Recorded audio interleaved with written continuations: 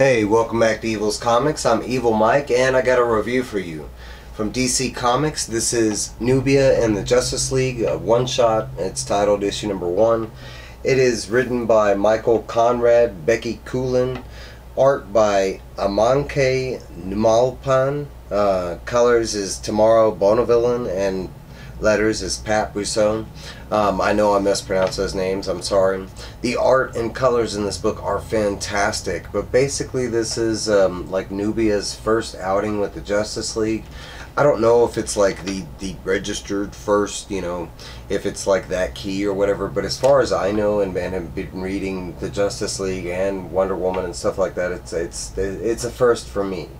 But basically it starts out and it's like a team up between Oliver, Black Canary, and I'm trying to think, I think there's one more, but basically they're in Gotham City and they're up against like Firefly on a regular outing. Nubia is waiting for Diana for some reason, and this says it takes place before Dark Crisis, and I think it's like right after Hippolyta dies or whatever and is now a goddess.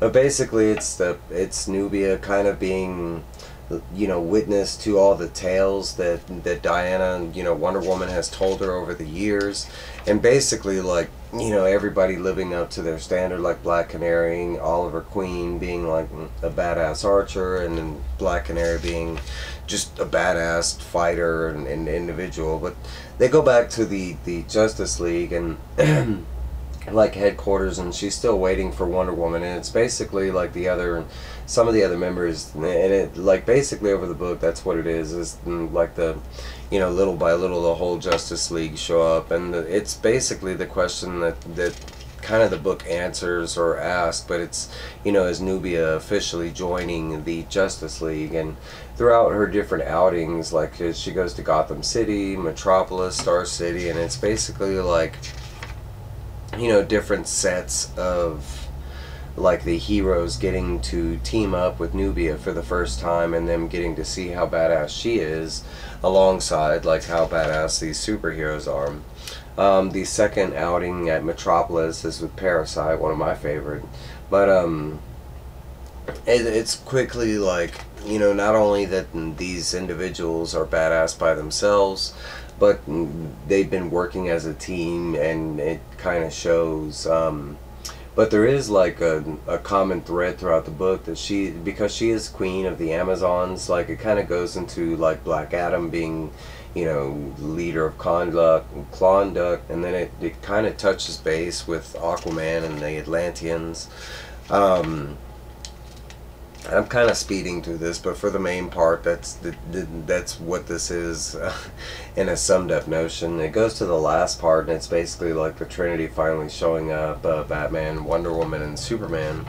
And we finally get to see, you know, that Nubia was just really checking on Diana, and like after the loss of her mother and this and that, Diana quickly asked the same question as far as is she going to join the Justice League, and at the very end they kind of give you the hint that this isn't the end, that she is going to go on more outings with the Justice League. And like I said, the art is fantastic throughout the book.